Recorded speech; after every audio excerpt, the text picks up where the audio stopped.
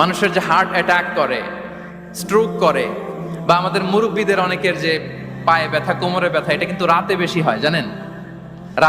রাতের সাথে রোগের একটা সম্পর্ক আছে। এর কারণ রাতের বেলায় সূর্যের আলো নাই, ফলে মানুষ অসুস্থ হয় বেশি। এই কারণে প্রাচীনকাল থেকে মানুষ সূর্যের পূজা করত। আল্লাহ নবী ইব্রাহিম আলাইহিস সালাম উনিও প্রথমে ভেবেছিলেন তারাই কি আমার রব, চাঁদই কি আমার রব, সূর্যই কি আমার রব। ভাবতে ভাবতে তিনি মহাসত্যের সন্ধান পেয়েছেন। তো এটা আমরা উদ্ধার করতে পারতাম না যে আসলে আমাদের স্রষ্টা কে। আর আমাদের মধ্যে যারা চিন্তাশীল তারা হয়তো আমরা ভেবে একটা কুল কিনারা করতে পারতাম যে না, একজন স্রষ্টা থাকতেই হয়, না থাকলে কেমন করে হয়, কেউ না কেউ আছেন।